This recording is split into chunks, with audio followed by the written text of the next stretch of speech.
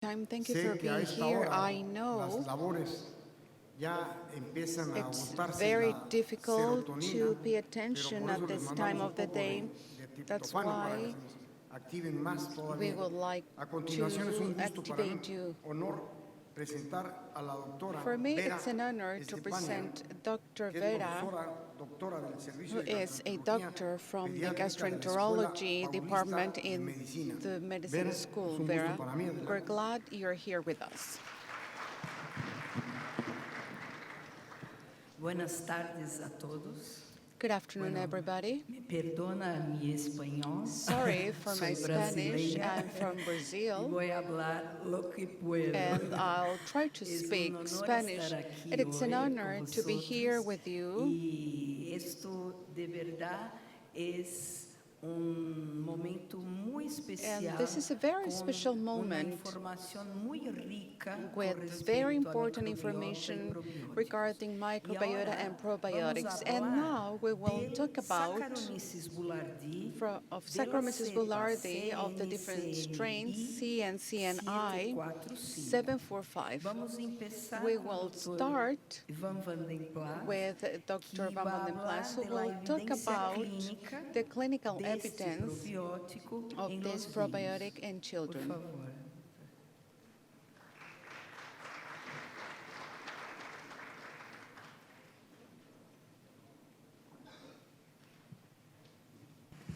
Gracias. Good afternoon, everyone. I'll try to be short because I need a margarita.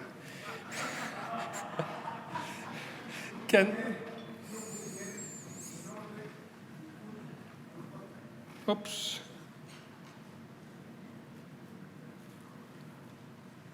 Where are my questions? Okay. So, my topic is the efficacy of Saccharomyces boulardii in the treatment of diseases in children. And one of the main indications of Saccharomyces boulardii is, of course, in acute gastroenteritis. I think you will all agree that the cornerstone of the treatment of acute gastroenteritis is not probiotics, but is oral rehydration solution. So the question is, with how much time does oral rehydration solution reduce the duration of acute diarrhea?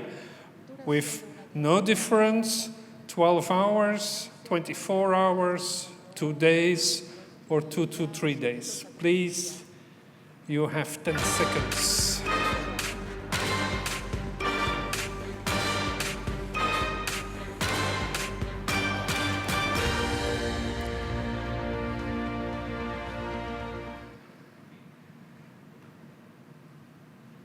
Only 26 votes. That's not much. And a very diverse answer for something which we use every day whenever we see a child with acute gastroenteritis. And the right answer is, in fact, that oral rehydration solution does not reduce the duration of acute gastroenteritis. It rehydrates, but it does not change the natural evolution. So there is no decrease in duration of diarrhea at all with oral rehydration solution, and that's why it's indicated maybe to add something to that oral rehydration solution. Next. So the next question is, since oral rehydration solution does not reduce the duration of diarrhea, and you see a child with diarrhea and you want to reduce the duration of diarrhea, do you recommend for probiotics for the treatment of acute diarrhea? Always, often, sometimes, never. So this is just asking for what you do. There is no right or wrong answer, of course. What do you do in your daily practice?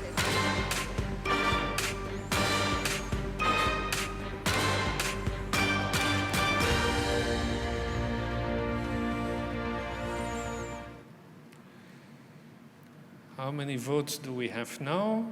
¿Cuántos votos tenemos? Still 0. Oh, 84 now. 84. Bueno, vamos mejor. And what do? Well, you're at a meeting sponsored by a probiotic company, I think. But let's say that it's obvious that the majority is convinced that probiotics, whatever, decrease the duration of diarrhea and that you use it very frequently together with oral rehydration solution. Next question. Oh, no, it's not yet finished, my talk. Okay. Whenever you use a probiotic, which strain do you recommend? Lactobacillus GG, Saccharomyces boulardii, Bacillus clausii, probiotic mixtures. What is your product of preference? Please. The music and the voting.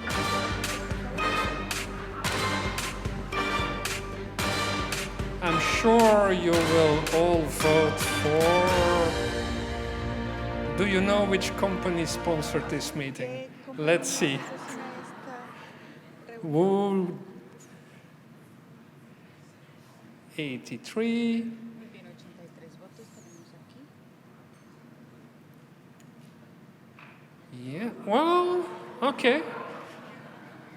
That was Dr. Ramirez who voted for Bacillus clausii, I think. You know, the company was sponsored, and well, together with Lactobacillus GG, Saccharomyces boulardii is indeed the only one which is recommended by ESPGHAN to use. And I commented this morning on the fact that Bacillus clausii is a spore, and that we don't know if it's resistant to acid, and that it needs to be reactivated before it becomes living. And that in fact we have no data about that at all. So can I have, it's the next question or the first slide?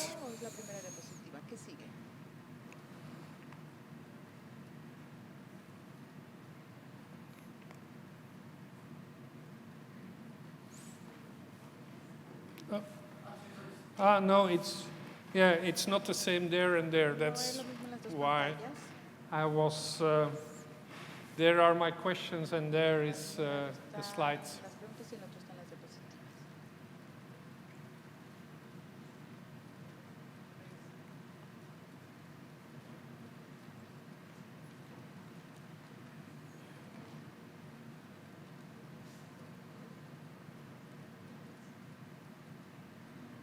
No, that's the third slide. Let's wait.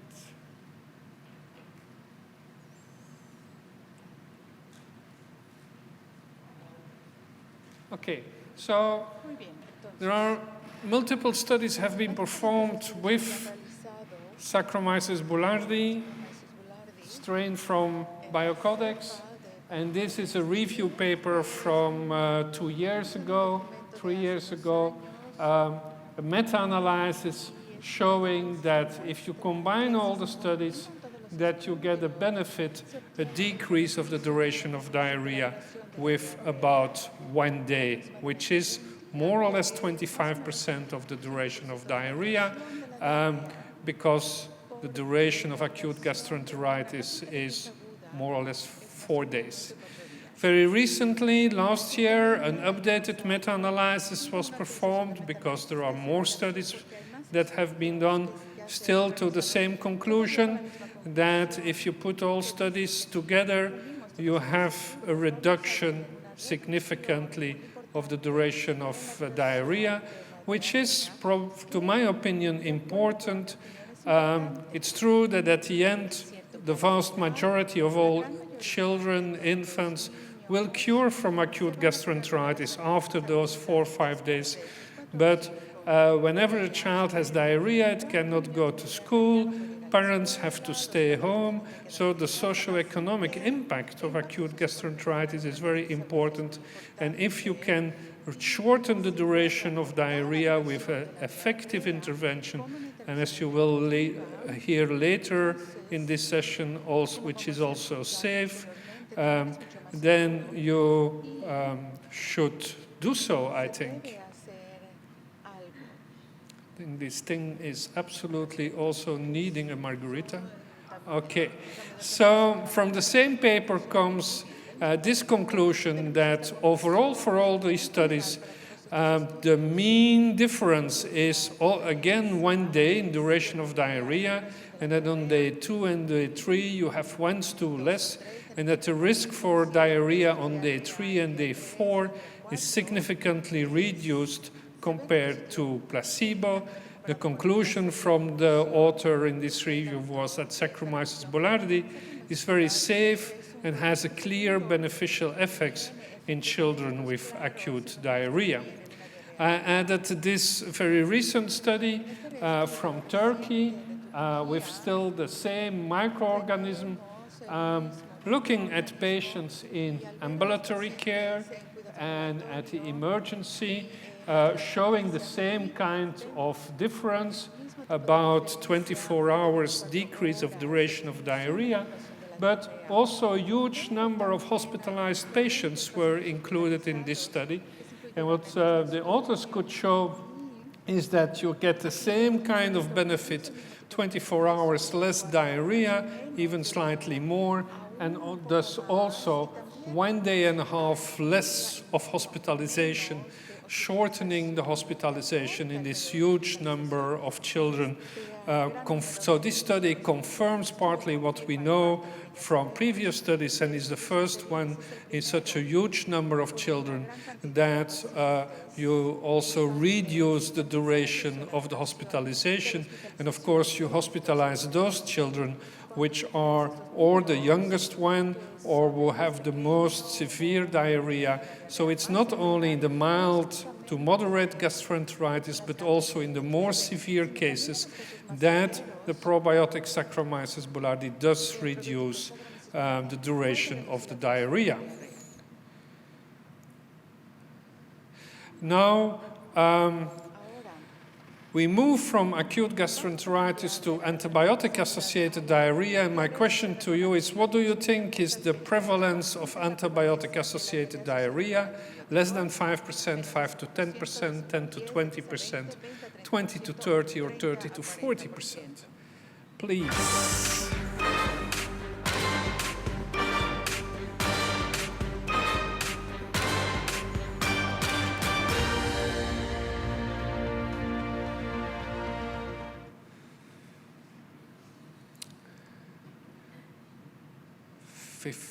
One votes, and the majority of you say 20 to 30%, and you see that the answers are again quite diverse. I think that if you look at literature, most of the data seem to suggest, you can move to the slides, that it's about 10 to 20%. So according to this review paper of the incidence of antibiotic-associated diarrhea, all the answers were correct because the lowest incidence is 6% and the highest incidence is 80%. That's because the definitions of antibiotic-associated diarrhea are not always very adequate and well defined.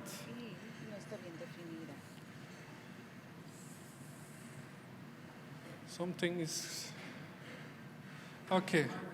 So how do you manage antibiotic-associated diarrhea? You stop the antibiotic, you change to an antibiotic which does not cause diarrhea, you treat with probiotics after the onset of diarrhea, or you prevent antibiotic-associated diarrhea with co-treatment with probiotics. And so every time you prescribe an antibiotic, you also prescribe a probiotic. It's again just asking for what you do in your daily practice. No right or wrong answer.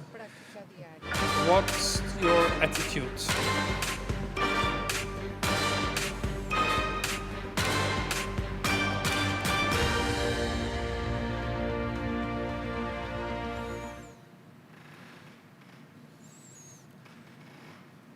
Okay, curious to see.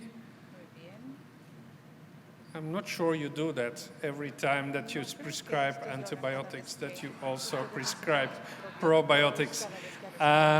But it's true that you can associate certain antibiotics with probiotics, certainly in at-risk situations, because some antibiotics much more frequently cause antibiotic-associated diarrhea than others, or in very young children or in elderly people, where the association of antibiotic-associated diarrhea with the administration of antibiotic is much higher, or in patients who already had previously severe antibiotic-associated diarrhea. And then the second answer is to treat with probiotics after the onset of diarrhea is, of course, also what is frequently done, and together that's 100% of the answers. That brings me to the mode of actions. Why does antibiotic-associated diarrhea occur? Well, there are different reasons for that. Because of the antibiotic, you heard that a lot different times already today. You get a disruption of the normal microbiota on the exposure to antibiotics. And as a consequence of that, your microbiota becomes abnormal, and you get decreased short-chain fatty acid, increased osmosis, disruption of the tight junctions, increased inflammation, and all that causes diarrhea. Saccharomyces boulardii is very well known to be effective in the prevention of antibiotic-associated diarrhea. A lot of studies have been performed on that, and I would like just to show to you a more recent study which comes from China, and it's interesting because in China all studies are with huge numbers of children, so it's more than 300 children which were hospitalized because of an acute respiratory infection, and they were treated or with antibiotics alone or with the same antibiotics plus Saccharomyces boulardii. And then what is original in the design is when in group B diarrhea occurred, they were again randomized into a group who's got placebo or a rehydration solution alone, or a rehydration solution with Saccharomyces boulardii now in the treatment of antibiotic-associated diarrhea. So that's the design of the study again, what I just explained to you. And these are the results. Antibiotic-associated diarrhea is somehow missing. Something happened to the layout of this slide. But so the association of the incidence of antibiotic-associated diarrhea was something like 4%, I think, in the Saccharomyces boulardii group, and the group which got no treatment was much higher, about 20%, 19% exactly. And of course, that difference was statistically highly significant. And then the group who got the placebo with the antibiotic, so who developed antibiotic-associated diarrhea, was treated with Saccharomyces boulardii or just treated with oral rehydration solution. And then you see again the same degree of efficacy or even larger, absolutely more rapid decrease of the diarrhea with the Saccharomyces boulardii, resulting in a mean duration of antibiotic-associated diarrhea of 2.5 days compared to 9 days, which means that Saccharomyces boulardii is not only effective in the prevention of antibiotic-associated diarrhea. As you said that would you do it, prescribe probiotics when antibiotic-associated diarrhea occurs.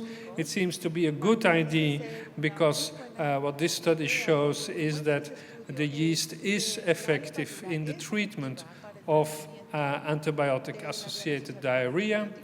A review paper from JAMA meta-analysis showing you that overall the relative risk of patients who should have antibiotic-associated diarrhea, 42% did not develop it with different probiotic strains which were studied, but that with Saccharomyces boulardii, that reduction in the risk was 10% higher. It's 52% of the patients who should develop antibiotic-associated diarrhea did not. A very recent meta-analysis from Hania Stajewska on Helicobacter pylori infection in children. I'm only focusing, and you see that there is a significantly better eradication rate also of Helicobacter pylori. So not only prevention of the complications, prevention of antibiotic-associated diarrhea, better tolerance of the treatment, but if you combine the studies that have been performed and you put them in a meta-analysis, there is a 10% better eradication rate of Helicobacter pylori in children if you add Saccharomyces boulardii as a fourth drug in the eradication treatment, proton pump inhibitor, 2 antibiotics, and Saccharomyces boulardii.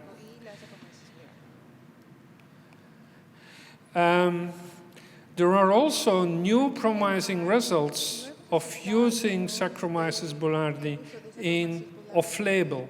Well, I mean that there are some centers now which perform some studies in newborns, in preterms. It's certainly off-label use, and so not recommended to do so at this moment. But it's clear that food tolerance, why there is improved with Saccharomyces boulardii without no clear decrease in necrotizing enterocolitis, but better feeding tolerance, and also a new Chinese study which showed better growth with the probiotic. But as I said, at this moment, this should be only done in clinical trials, despite the positive results that have been performed, because more data are needed there, more data on safety also in preterms, before it can be recommended to be used. So I think this morning I showed you that not all strains are created equal. We discussed Saccharomyces boulardii CNCM I-745 as being a very unique microorganism with a mechanism of actions be clearly defined, and with, in pediatric athletes, clear clinical data of efficacy in treatment of acute infectious gastroenteritis, prevention and treatment of antibiotic-associated diarrhea, new data, better eradication rate of Helicobacter pylori. Thank you for your attention.